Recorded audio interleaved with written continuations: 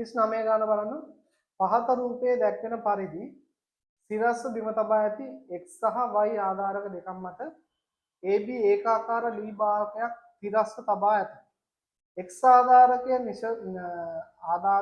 අචලව තබා y ආධාරකය x දෙසට චලනය කරන විට x සහ y ආධාරකය මගින් පිළිවෙලින් භාගකය මත යෙදෙන rx සහ ry අභිලම්බ ප්‍රතික්‍රියාවල අගයන් මොකද වෙන්නේ කියලා අහලා තියෙනවා නේද?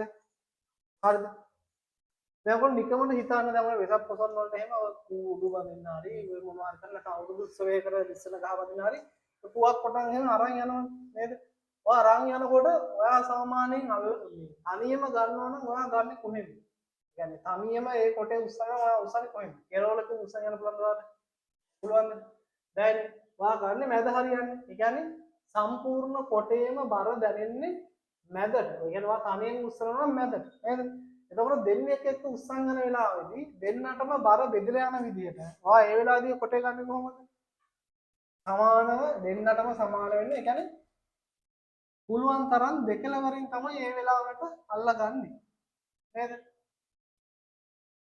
දැන් හිතන්න මේ තියෙන ඔය පුවක් කොටේ කියලා. මේ ඉන්නේ ඔය. හරි. මේ ඉන්නේ අනිත් එක්ක. හරිද? මෙයා x නම් මෙයා y නම් එන්නේ දීලා තියෙනවා. මෙයා y ය. එයා y නම්. හරිද? දැන් මේ කොටේ බර දැන් කොහොමද මේ දෙන්න ඔය දෙන්නට දැනෙනවනේ. ඒතකොට ඔයාලා විසින් මේ කොටේ මෙහෙම තෙරපන. ඔය තෙරපනවට ප්‍රතිවිරුද්ධව ඔයාලා විසින් කොටේ උඩට උස්සන් යනවා. ඒක ඕක තමයි මේ අභිලම්බ ප්‍රතික්‍රියාව rx කියන්නේ. ඕකම තමයි මෙතනත් එන්නේ. මෙතනින් එන අභිලම්බ ප්‍රතික්‍රියාව තමයි ry කියන්නේ. ඒ කියන්නේ මෙන්න මෙතනදී ඔයාලට කොච්චර බරක් පල්ලෙහාට දැනෙනවද? ඒ හා සමාන ගානක් මෙයාට දැනෙනවා. ඇත්තට මේකදී ඔයා බැලුවා නම් මෙන්න මේ දේ.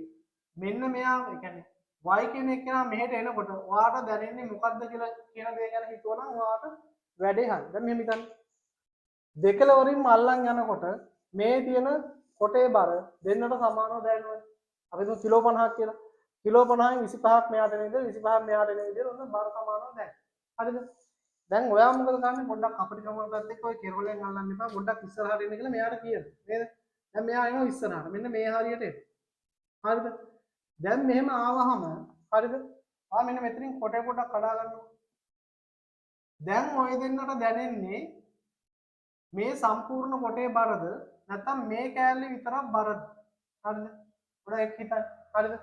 ඇත්තටම දැන් ඔයාලා දෙන්න අතර සමානව බෙදෙන්නේ මෙන්න මේ කෑල්ලේ බර තමයි සමානව දෙන්නට බෙදෙන්නේ. හරිද? මෙයා කොහෙටද යන්නේ? මෙයාගේ බර වැඩිපුර දැනෙන්නේ මෙන්න මෙයා. පැහැදිලිද?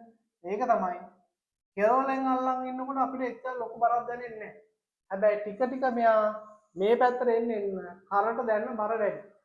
හරියටම කිව්වොත් මෙයා මේ මැදට ආපු වෙලාව. හරිද? මැදට ආවහම මොකද වෙන්නේ? හරියට මැදට ආපුවම. හරි. අර කොටයක් තනියම මැද්දෙන් උස්සන් යනවා. මුළු කොටේම බර දැනෙන්නේ මේ මැද්දෙක් වෙනවා. තේරුණාද? ඒ කියන්නේ කිලෝ 50ක් තිබ්බනම් මෙයා මැදට ආපු වෙලාවේදී මේ 50ම දැනෙන්නේ මෙන්න මෙයා. තේරුණාද? එතකොට මෙන්න මෙතනින් මෙයාගේ ප්‍රතික්‍රියා බලය තියෙනවා. එතන බලන්න මෙන්න මේ දෙන්නගේ අවස්ථාව බලන්න. මුලින් දෙන්නටම අපි දුක කිලෝ 25ක් 50ක් තිබ්බා කියලා. මෙයාට 25යි මෙයාට 25යි දැනුණා. හරිද? මෙයා මෙහෙට එන්න සම්පූර්ණ කොටේ බරෙන් වැඩි බරක් දරන්න වෙන්නේ මෙහාට වෙන එක්කෙනාට. තේරුණාද? ඉතුරු කොටස තමයි මේ දෙන්න අතර බෙදිලා යන්නේ. නමුත් මැදට වෙනකම් ආවට පස්සේ මෙයාගේ මධ්‍ය ලක්ෂ්‍ය වටා මේ පැත්තට තියෙන බරයි මේ පැත්තට තියෙන බරයි කියන දෙකම එක හා සමාන වෙනවා. එතකොට වැඩිම බරක් දැනෙන්නේ මැද්දට. මෙයාට සහ මෙහාට දැනෙන්නේ නැහැ. කියන්නේ ඇත්තටම ඔය පොඩි කාලේ එහෙම තාත්තලා මොනවා හරි දෙයක් උස්සන් යනකොට කොටයක් හරි මැද්දෙන් උස්සනකොට ඔයාලා මේව ගිහිල්ලා නිකන් ඇඟිල්ල තියදී හරි පොඩි කාලේ යනවා. හරිද? ඔයාලට බරක් එහෙම මොනවද දැනනවද? නැහැ. ඔයාලා නිකන් මෙහෙම මේ වැටේ කියලා අල්ලන් යනවා. ඔයාලට දැනන දෙයක් නැහැ. මුළු කොටෙන් බර දැනෙන්නේ මේ මැද ඉන්නේ. තේරුණාද? ඒ කියන්නේ මුලින් මෙයාට 25යි තිබ්බේ. ඒ කියන්නේ දැන් බර 25යි කියලා හිතනවා. ඒ කියන්නේ RX වල අපි හිතමු නිව්ටන් 250ක් දැම්මා කියන්නේ. ඒක එන්න වැඩි වෙනවා මැද්දට එනකොට. පරිමාණයක් දක්වා පත් වෙනවා. ඒතර බලන්න RY ට දැනෙන ප්‍රමාණය එන්න වැඩි වෙනවා. හරිද? එයා මෙහෙට වෙන්නේ. මෙයාට මුලින් 25යි තිබ්බේ.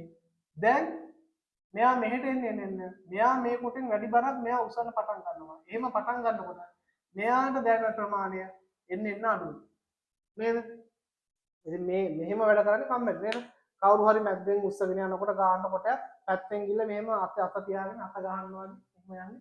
ලොකු බරක් උස්සනවා වගේ බොරුකාරය නේද? උන්ට දැනෙන බරක් නැහැ. හරිද? එතන බලන්න මේ විදිහට උත්තරයක් තියෙන්නේ කොතනද කියලා බලන්න. RX මෙන්න මෙයා. මෙන්න මෙයාට දැනෙන බර අඩු වෙන්න ඕනේ. අඩුවේ කියලා දෙනවා 1 සහ 3. හරිද? 1 සහ 3 කියන උත්තර දෙක හැර ඉතුරු උත්තර ටික අයින් කරන්න පුළුවන්. වෙනස් නොවේ නෙවෙයි වෙනස් වෙනවා. නේද? එතකොට 1 හා 3න් RY කියන එක්කෙනා වැඩි වෙන්න ඕනේ. එකේ තියෙන්නේ වැඩි වේ කියලා. ඔව්.